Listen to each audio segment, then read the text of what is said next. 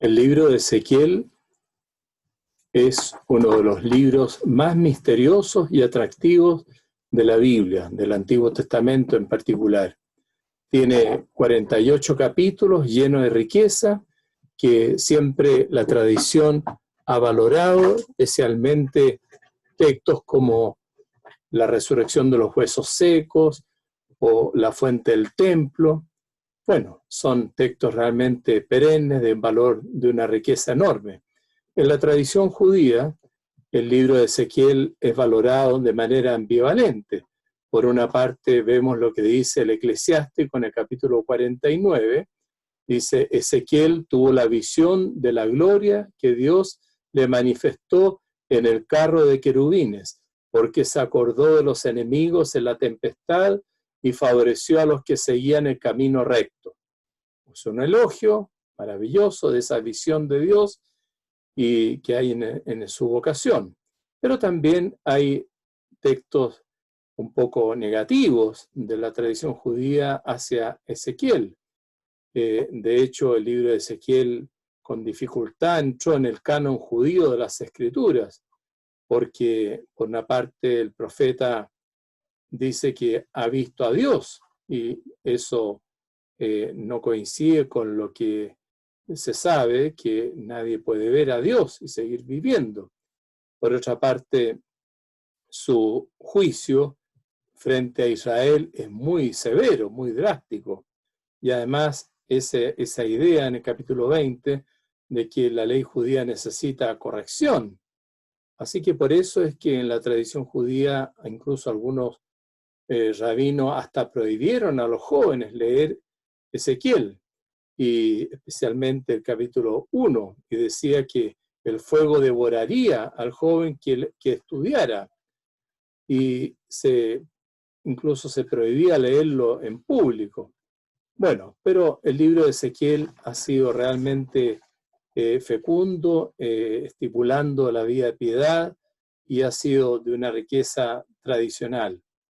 Bueno, el texto de Ezequiel lo podemos acceder al texto original del libro a través de los códices, el códice del texto masorético, que son el códice del Cairo, el códice de Alepo y sobre todo el códice de Leningrado, que son, es verdad, códices hebreos, pero códices hebreos del siglo IX y X después de Cristo. Qumran nos ha dado un texto mucho más antiguo, pero muy parcial, y tienen la ventaja, claro, de ser del siglo I y II antes de Cristo, esos fragmentos de Ezequiel hebreo que hay en Qumran, pero es mucho más la seguridad que nos da también la Septuaginta, la traducción griega, que aún siendo una traducción, pero permite confrontar la seguridad de lo que tenemos en el texto masorético hebreo. Bueno, tradicionalmente siempre se piensa que Ezequiel fue un profeta en Babilonia a comienzos del exilio, es decir, estamos hablando del siglo VI antes de Cristo, y que Nabucodonosor lo llevó a Babilonia, y allí fue su vocación, probablemente en torno al año 592 antes de Cristo. Pero bueno, en la exégesis, todo esto, en la exégesis moderna, la exégesis crítica, muchas de estas cosas han sido puestas en cuestionamiento.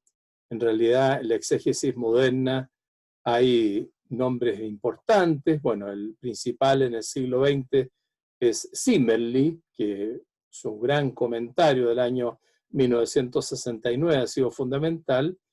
Y bueno, hasta antes del siglo XX, hasta el siglo XIX inclusive, en general se pensaba que todo el libro de Ezequiel, los 48 capítulos, tenían una unidad de autor, que todo provenía de la misma mano, y que todos los datos cronológicos eran absolutamente así. Pero bueno, la crítica literaria ha ido descubriendo en el libro ciertas irregularidades, ciertas anomalías que son de alguna manera que cuestionan el origen de Ezequiel, del libro de Ezequiel desde una sola mano. Entonces podemos esos duplicados, o por ejemplo 2 textos sobre el centinela, o esos cortes narrativos que se producen de repente en la narración con insertos, así que, por ejemplo, en los capítulos 8 al 11 hay insertos ahí que parece que están fuera de contexto, o hay un cierto desorden cronológico, o ese paso por ejemplo, la inserción de los oráculos contra las naciones justamente en medio de la mudez del profeta, que en el capítulo 24 se decía que no podía hablar, después en el capítulo 33, ¿no es cierto?, termina la mudez, y bueno, y resulta que aparece en medio de la mudez estos oráculos contra las naciones. Y también esa diferencia tan enorme que hay entre la poesía y la prosa en el libro de Ezequiel. Así que en definitiva, en general se tiende a pensar que hay diversas manos en el libro, o diversas redacciones, o hay una tradición, o una escuela, ¿no es cierto?, ezequiélica, en fin. Pero bueno, tomemos el libro como está, y podemos hablar entonces inicialmente de la persona del profeta tal como se deduce del libro. El nombre de él, ¿no es cierto?, Ezequiel, significa Dios es fuerte, o de manera como deseo que Dios lo fortalezca. Era hijo de Busí, él vivía en Jerusalén, era sacerdote del templo de Jerusalén, y le tocó muy joven sufrir el año 597 la caída de Jerusalén, la partida de los primeros deportados, y ahí partió él a Babilonia. Entonces es una personalidad que ha sufrido el destierro, es una personalidad fuerte, vigorosa. Bueno, él es sacerdote, ¿no es cierto?, era sacerdote del templo de Jerusalén, y tiene una gran valorización de todo lo liturgio, lo cultual, la distinción entre lo sagrado y lo profano, el tema de las purezas o impurezas legales, o también los casos de moral que se preguntaban a los sacerdotes, y sobre todo esa profunda conciencia que tiene del templo como lugar maravilloso de la presencia de la gloria de Dios.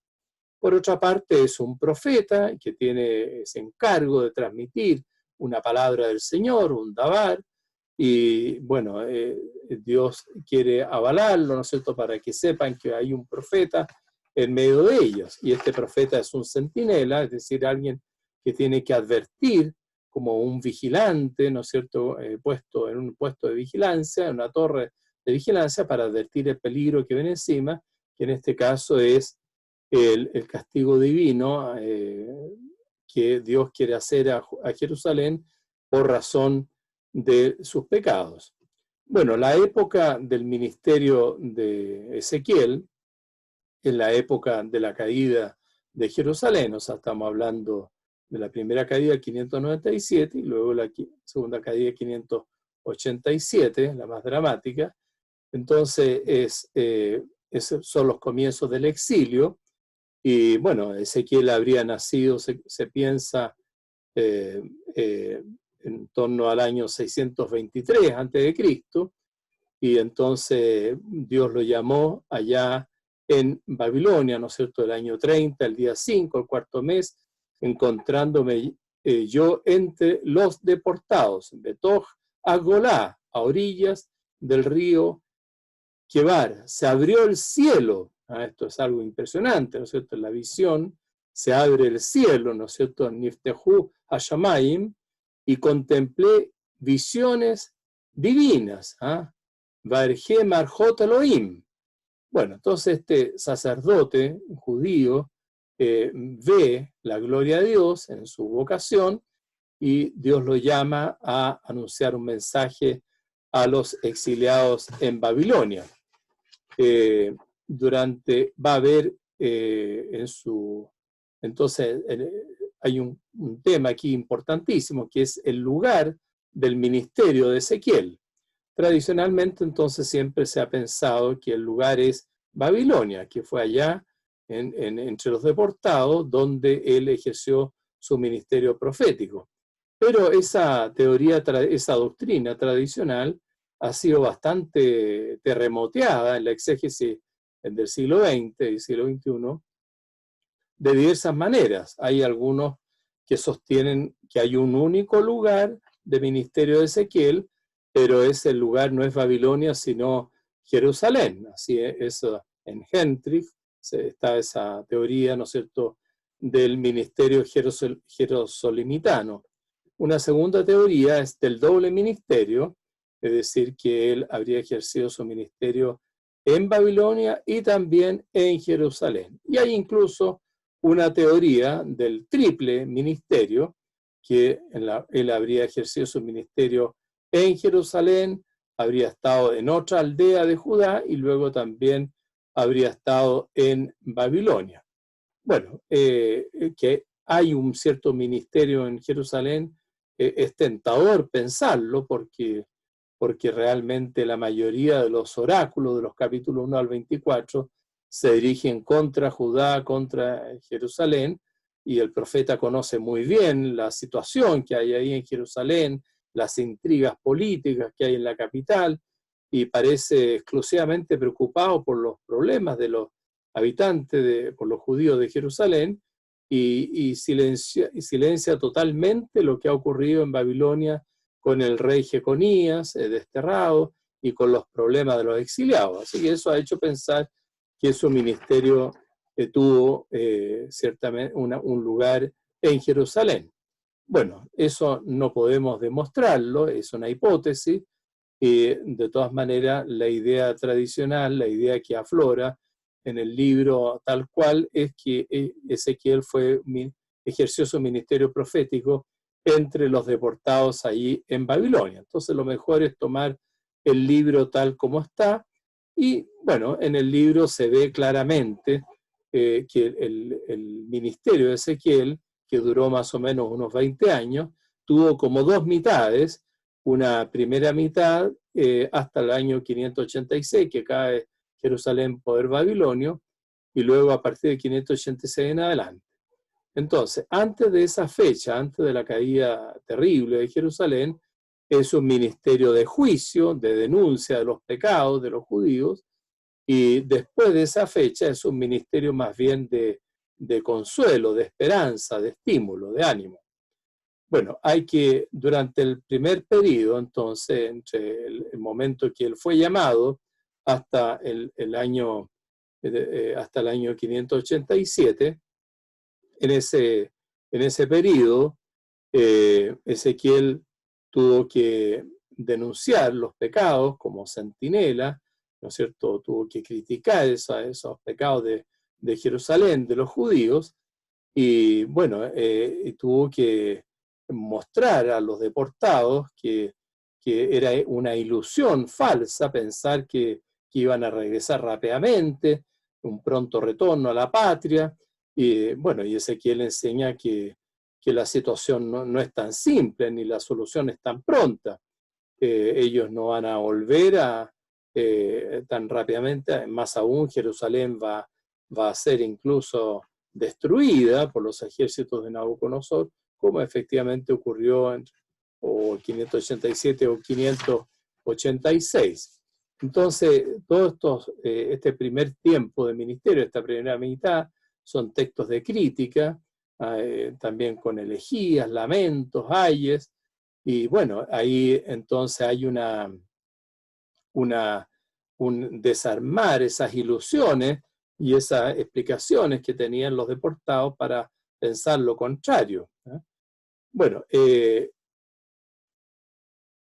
Ezequiel ya después, el 19 de julio del año 586, ocurre la caída dramática, y entonces Ezequiel queda mudo, queda inmóvil, queda golpeado, ¿no es cierto?, profundamente por esta terrible noticia, y entonces viene una etapa de silencio que separa la primera mitad de su ministerio con el final.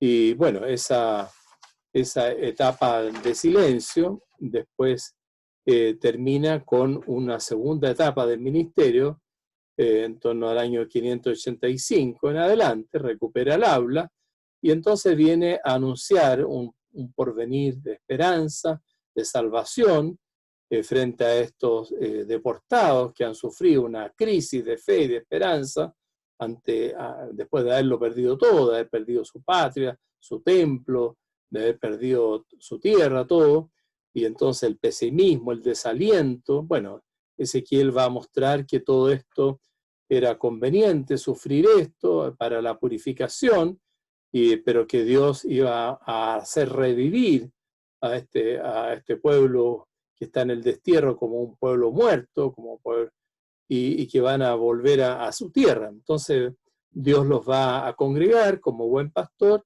y los va a hacer retornar a la tierra y va a hacer una alianza eterna. De este tiempo también son oráculos contra las naciones que se habían aprovechado de la caída de Jerusalén, probablemente Edom, Tiro, Moab, Amón, los pueblos vecinos que se aprovecharon de este terrible golpe que Nabucodonosor hizo a los judíos, y entonces sacaron ahí casi como aves de rapiña, y sacaban sus trozos. Bueno, el pecado, naturalmente, que plantea una responsabilidad, y eso, pero el pecado no tiene la última palabra, y entonces hay esperanza y salvación, y por eso Ezequiel va a tener una segunda mitad que es bastante alentadora. Bueno, en el libro de Ezequiel hay textos bien misteriosos, ¿eh? Hay visiones, hay acciones simbólicas, hay alegorías, parábolas, en fin. Bueno, lo primero son las visiones. La primera visión es su propia vocación, en los capítulos 1 al 3. Esto de las visiones muestra que el libro de Ezequiel no es solamente auditivo, solamente una palabra que se escucha con el oído, sino que es también visual, algo que Dios muestra a sus ojos, y entonces hay una contemplación. Entonces ya con Ezequiel se ve que va a empezar esta corriente que es la apocalíptica, que es una corriente literaria posterior a la profecía, y que si la profecía centraba todo en el oído, la apocalíptica más en lo visual.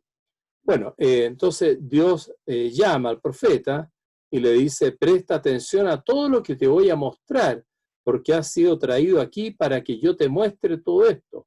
Comunica luego al pueblo de Israel todo lo que vas a ver. Entonces hay mucho que ver, mucho que contemplar, y todo eso tiene que él narrarlo, ¿no? Entonces la visión, el ver, esto que Dios le muestra cuando se abre el cielo, va a pasar a ser algo esencial al profetismo, y también lo que diferencia a Ezequiel de los falsos profetas, que ellos no han tenido ninguna visión, Dios no les ha mostrado nada, y ellos parten sin que Dios los haya enviado.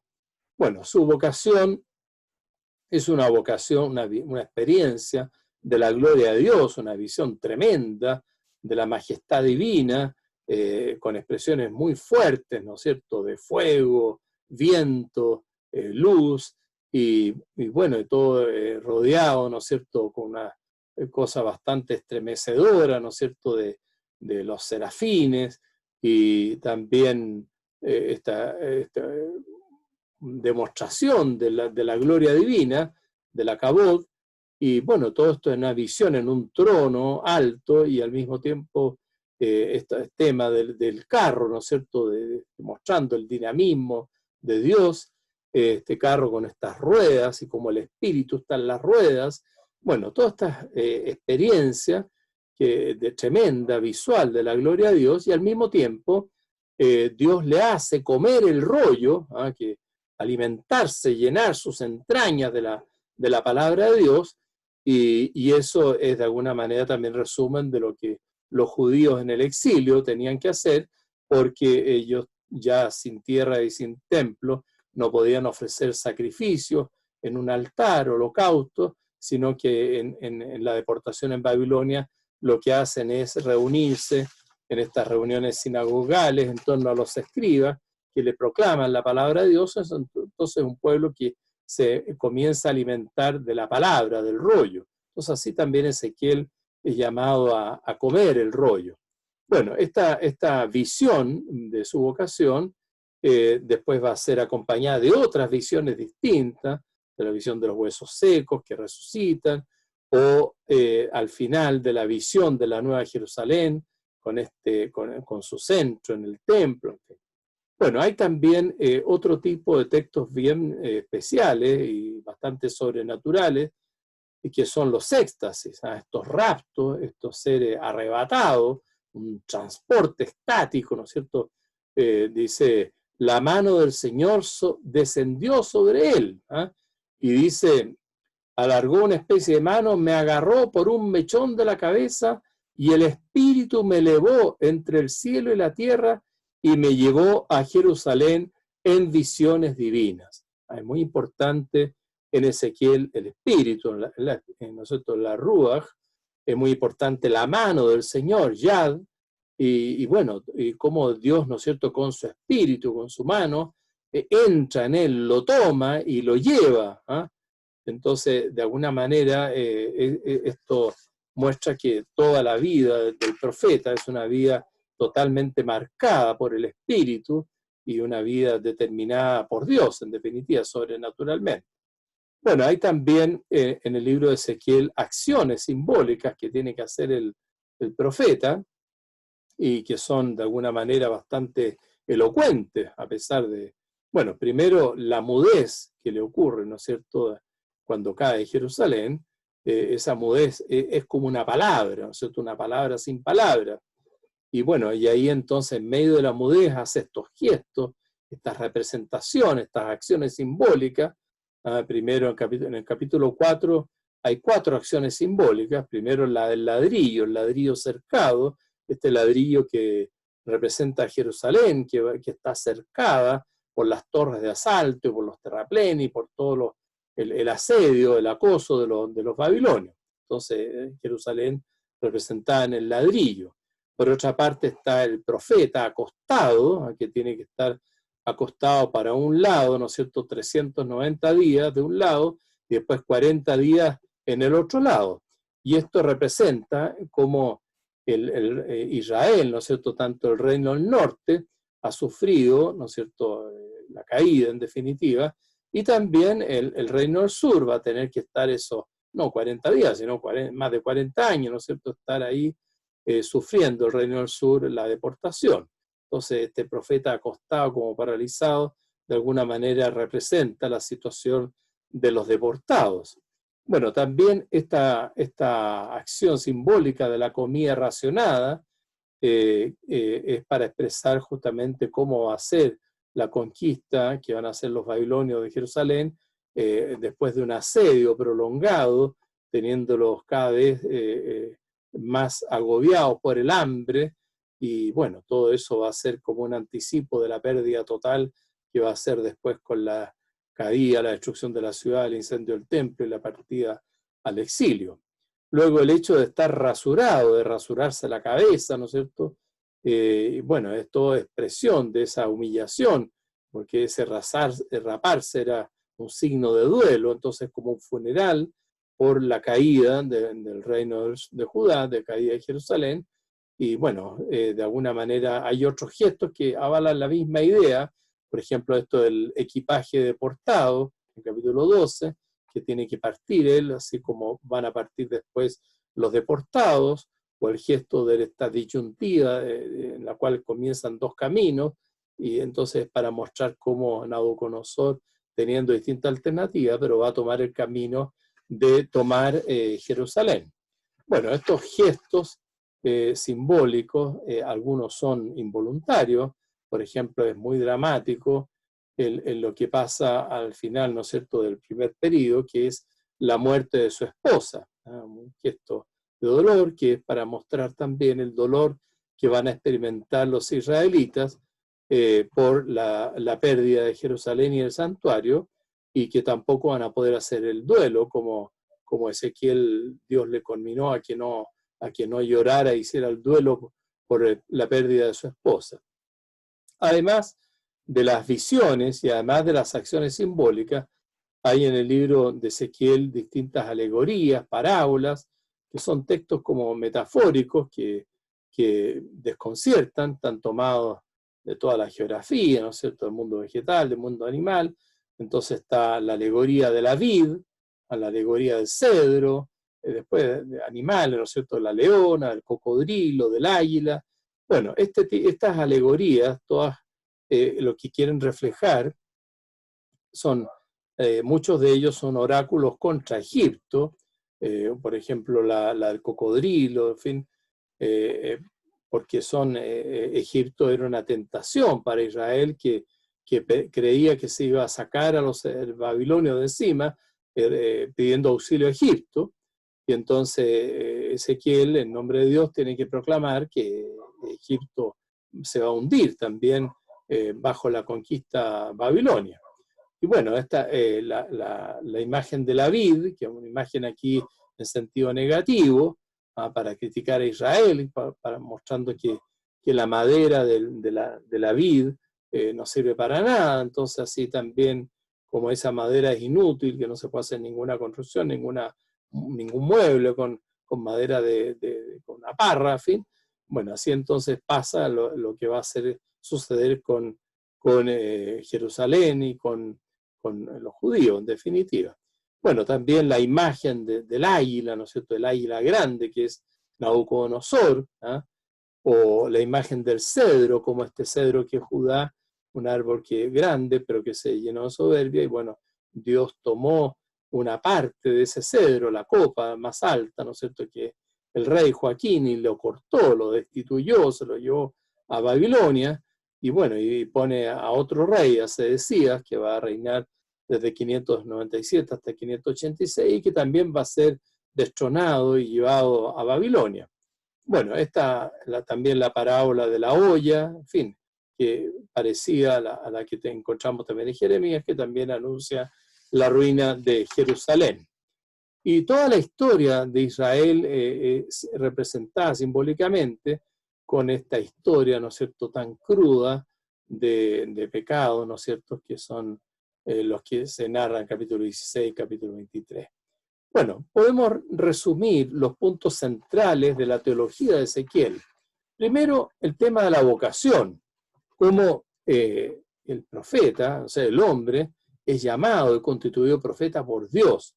Es un hombre, ¿no es cierto? Y en Ezequiel se repite 93 veces la expresión hijo de hombre, pero referido al propio profeta. Entonces, y tú, Ben Adam, ¿no es cierto?, hijo de hombre, para mostrar que tú eres un ser humano, sí, limitado, frágil, ¿no es cierto?, concreto, claramente terreno, ¿eh?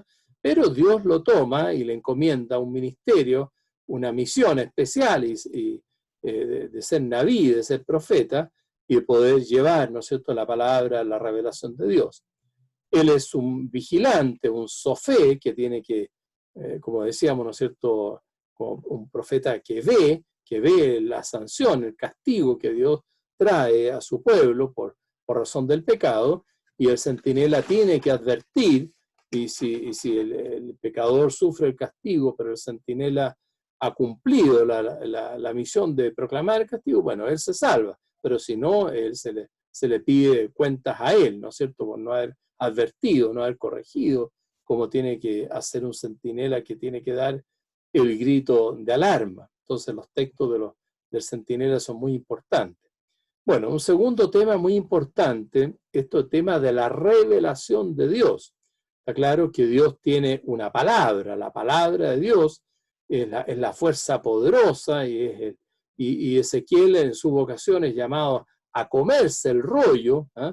y va a contemplar visiones divinas. Entonces hay una revelación divina, Dios que le muestra su gloria al abrirse el cielo, y le habla, ¿no es cierto?, y le entrega la palabra, y la palabra del Señor vino a mí. 41 veces se repite esta expresión, ¿no es cierto?, la palabra del Señor vino a mí. Y claro, esta revelación, esta palabra divina, puede ser acogida o puede ser rechazada, ¿no es cierto? Como dice en el capítulo 2, escuchen o no escuchen, ya que son una casa de rebeldía, sabrán que hay un profeta en medio de ellos. O sea, siempre existe esta disyuntiva, esta posibilidad de acoger o no acoger, ¿no es cierto?, escuchar o no escuchar. Pero el profeta tiene que cumplir su misión, y para eso come el rollo, para entregar la palabra divina. Bueno, un tercer punto esencial es el tema de Dios, el Dios de la gloria. Bueno, siempre lo principal en la teología y en la Sagrada Escritura es el conocimiento de Dios. Dios es el tema principal. Entonces en el libro de Ezequiel se muestra la trascendencia de Dios, la soberanía de Dios, una soberanía universal. Entonces los oráculos contra las naciones muestran a Dios juez universal. Y bueno, y esta soberanía, esta grandeza, esta trascendencia de Dios se expresa en su gloria, en la kabod. Entonces el tema de la gloria divina, de la kabod de Dios, expresa su plenitud, la plenitud de ser, su trascendencia, que también es resaltada por esta teofanía que ocurre con fuego, viento, relámpagos, ¿no es cierto?, y rodeado de seres angélicos, los querubines, y todo eso impresionante. Bueno, también en el libro de Ezequiel está mucha importancia el tema del nombre de Dios. El Shem, 28 veces aparece, y entonces Dios vela por su santo nombre, que el nombre de Dios tiene que ser santificado, como dice en el capítulo 36, y entonces Dios actúa por amor de mi nombre, y es celoso de su nombre, como dice el capítulo 39. Entonces el tema del nombre muestra cómo Dios tiene una identidad, ¿no es cierto?, una identidad propia, tiene su propio nombre, y el hecho de que se haya revelado el nombre, como se veía en Éxodo 3,14, es para que el pueblo de Israel pueda entrar en amistad con él. Entonces por eso Dios le revela su nombre, pero ese nombre tiene que ser respetado, santificado y jamás mancillado, jamás profanado. Bueno, también se subraya el poder de Dios expresado en la mano, ¿no es cierto?, en esta la Yad Adonai, y bueno, la mano de Dios es muy importante en Ezequiel para subrayar este poder divino. Y al mismo tiempo, Dios, con toda su grandeza, paradójicamente aparece con figura de apariencia humana, con una semejanza humana. Entonces esta demut, esta semejanza al hombre. Entonces es un misterio, esta demut al Adán, al hombre, como Dios, así, bueno, dice el Génesis que Dios creó al hombre a su imagen y semejanza. Entonces, aún siendo Dios infinitamente altísimo y trascendente, pero el hombre es su semejanza, y por eso es que en Ezequiel se ve que Dios aparece a semejanza humana. Bueno, Dios es el tema entonces principal de la Escritura y el tema principal también del libro de Ezequiel. Bueno, también en el libro de Ezequiel está muy presente la creación. Hay una gran atención a toda la geografía, a toda la naturaleza, a la tierra, a la Eretz, ¿no es cierto? Aparece 198 veces el concepto de Eretz.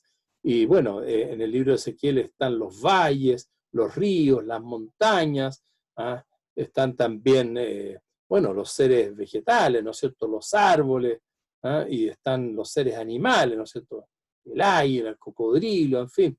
Entonces, toda la creación, toda la naturaleza es parte del mensaje y sirve de alguna manera como que todo se hace parábola, todo se hace mensaje divino, y como que de alguna manera está presente aquí este carácter de la analogía, o sea, esta idea de que la creación revela de alguna manera al Creador. Claro, no es la palabra de Dios, no es la Biblia, pero de alguna manera el hombre, ¿no es cierto?, puede, bueno, de la semejanza, de la belleza de las criaturas se llega por analogía a contemplar a su autor, dirá después Sabiduría 13,5.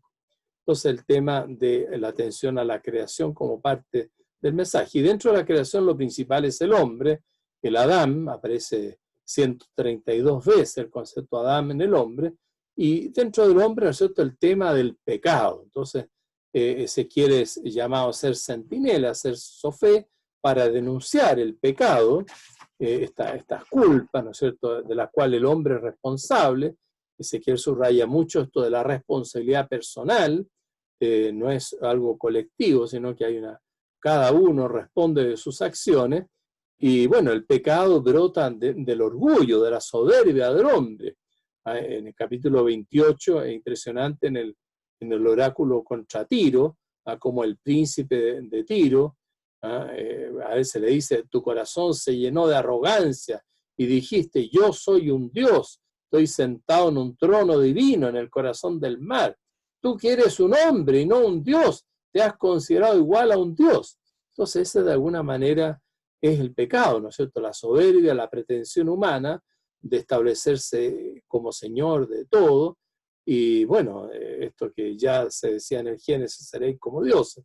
Entonces, de alguna manera, en el pecado está siempre esta soberbia humana de querer destronar a Dios para ponerse el hombre como Dios de todo. Bueno, y hay también, junto con haber estos pecados contra Dios, que son los pecados de la idolatría, los pecados, bueno, sabemos también de las abominaciones o blasfemias, en fin, y pecados de culto a otras realidades, por ejemplo, los que adoran al sol, que en Babilonia se adoraba al sol, y eso es censurado por Ezequiel, o eso aparece en el capítulo 8, o también esta adoración de dioses babilónicos como Tamuz, ¿no es cierto?, el dios babilónico de la vegetación. Bueno, también eso está ahí sancionado por Ezequiel. Bueno, están los pecados entonces contra Dios y están también los pecados contra el prójimo. Pecados contra el prójimo son todas las injusticias, las violencias y en particular todas las omisiones graves contra los pobres. Y entonces, como dice, esta es la iniquidad, ¿no es cierto?, que no socorrieron al pobre y al indigente, dice en el capítulo 16. A veces el pobre es un extranjero, un inmigrante, ¿no? Y dice, en ti se desprecia al padre y además se extorsiona al extranjero que reside en ti, se oprime al huérfano y a la viuda. Entonces, en Ezequiel hay una crítica social muy fuerte contra esa opresión de los pobres, esta opresión del huérfano, de la viuda, esta también injusticia con los forasteros, con los extranjeros, en fin. Y bueno, todo ese robo, bueno, también están los pecados contra el sexto mandamiento, ¿no es cierto?, el tema de la fornicación, del adulterio, que es también un signo de la idolatría, de esa traición a la alianza con Dios. Bueno, toda la historia de Israel ha sido una historia de pecado, y en el capítulo 16 al 23 la grafica de manera muy cruda, como Israel, ¿no es cierto?, buscando su alianza con imperios como Egipto, asirios, en fin, o babilonios.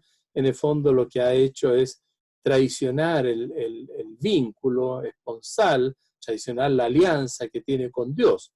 Bueno, el pecado en Ezequiel se ve también como algo que es permanente, que hay una obstinación, una pertinacia, una contumacia, o sea, una cierta inercia del pecado, querer permanecer en el pecado, ¿no es cierto? Y hay una rebeldía.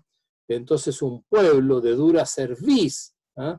Entonces este pueblo, ¿no es cierto?, que tiene un oref, un cuello, que duro, entonces la dura cerviz es lo que hace que sea poco humilde, poco dispuesto a arrepentirse y siempre propenso a la rebelión. Es una casa de rebeldía, ¿no es cierto?, un Bet Merí, que se subraya mucho, ¿no es cierto?, que este pueblo de Israel es casa de rebeldía, Bet Merí. Bueno, siempre el pecado es en definitiva romper la alianza con Dios, desobedecer los mandamientos. Ezequiel como sacerdote valora mucho los mandamientos de Dios, son mandamientos que hacen bien al hombre, por eso es que la persona que se convierte, que vuelve a aceptar los mandamientos de Dios, bueno, ha abierto los ojos y vivirá, tendrá vida. Entonces, conviértanse y vivirán. Entonces, el hombre tiene que valorar siempre los mandamientos de Dios, tal como la tradición deuteronomista insiste, ¿no es cierto?, que ahí está la sabiduría y está la vida. Bueno, Dios ha querido también formar un pueblo. Entonces, es muy importante este aspecto como eclesiológico, como existe un pueblo de Dios. Israel, el concepto de Israel aparece 186 veces en el libro de Ezequiel. Este pueblo está llamado a vivir en la alianza, a conocer a Dios, y también es un pueblo que tiene de alguna manera un vínculo por esa alianza como esposa de Dios. Por eso cuando el profeta sufre la muerte de su esposa, de alguna manera está expresando, ¿no es cierto?, este vínculo que Dios tiene con Israel, en un vínculo que es una alianza eterna, no por mérito de Israel, sino que sencillamente por elección, porque Dios lo ha elegido. Así que no debe considerarse un pueblo especialmente meritorio o privilegiado, pero Dios defiende a su pueblo, y aunque lo purifique y lo haga pasar por el destierro, pero Dios sale a la defensa de su pueblo y lo llevará después a la tierra y lo multiplicará, y este pueblo tiene una misión salvífica universal, y entonces Dios se manifestará a todas las goyim, a todas las naciones, a través de su pueblo, del pueblo de Dios. Bueno, aquí pasamos a otro punto, que es el tema de la liturgia, del culto. El pueblo tiene que hacerse asamblea divina, o sea, tiene que ser una comunidad litúrgica, una comunidad cultural. Ezequiel le da mucha importancia a la liturgia, al templo, y toda su visión de futuro es una escatología litúrgica. Y bueno, y la liturgia es la vivencia de la alianza con Dios, el gozo que da la cercanía con Dios, y por eso el valor que tiene el templo, que es su espléndida alegría, la delicia de sus ojos, el santuario, ¿ah?, donde Dios mora con su pueblo. Entonces el hombre tiene que valorar el templo, valorar el santuario, y ahí está la verdadera liturgia, porque claro, todos los pueblos paganos tenían sus cultos, tenían sus liturgias, pero Ezequiel muestra que eso no es liturgia, sino que es una antiliturgia, porque son llenos de idolatría e incluso de acciones absolutamente aberrantes contra el bien del hombre, como son los sacrificios humanos o los cultos de la fertilidad. Entonces, a través de Ezequiel se nos quiere entregar el verdadero culto, la verdadera liturgia en el santuario de Dios, y eso es algo que va a ser para futuro, a pesar de que al principio, con la caída de Jerusalén, se destruyó el templo y perdieron el santuario, y allá en Babilonia ya no tenían, ¿no es cierto? Pero Dios los va a llevar de regreso a Jerusalén y se va a reconstruir el templo, y el templo va a ser una fuente enorme de bendición. Capítulo 47 es muy elocuente de cómo ese río que brota del santuario y desciende hasta el mar muerto y lo purifica y lo limpia. Entonces es un río sanante, ¿no es cierto?, purificador, y es porque son las aguas del santuario, y entonces el mar muerto se va a llenar de pescadores porque va a estar lleno de pescado, y los bordes, las riberas del río va a estar lleno de árboles frutales que dan frutos todos los meses y que tienen hojas que sanan de todas las enfermedades, hojas medicinales. Entonces realmente es un milagro maravilloso tener el templo, tener el santuario donde Dios inhabita, y es una fuente de gracia enorme que el Nuevo Testamento lo va a aplicar todo esto al corazón de Jesús. O sea, es Cristo el verdadero templo, y de su corazón brotarán ríos de agua viva. Entonces el Espíritu que brota de Jesucristo. Bueno, en Ezequiel hay una concepción mesiánica. Ezequiel sabe que los reyes, que eran en ese tiempo se le llamaban pastores, ¿no es cierto? Un rey, un pastor, el rey entre todo era el pastor, y bueno, los reyes todos habían sido mediocres, y Dios los había ido sacando, y había sido el último, ¿no es cierto?, llevado al exilio, pero Dios va a volver a suscitar a un buen pastor, ¿no es cierto? El capítulo 34 es el texto cumbre de la cristología de Ezequiel, y entonces Dios va a apacentar a su pueblo, va a cuidar a la oveja descarriada, a la oveja enferma, y Dios va a asumir eso a través de su siervo David, que es un Mesías, que no se le da el título de rey, sino se le da el título de príncipe, de Nazí, pero que va a reinar y va a ser el siervo de David, el que va a gozar de la protección divina y que va a ser el medio de salvación. Entonces el mesianismo de Ezequiel es muy fuerte, y bueno, y ese mesianismo es el que hace posible la escatología.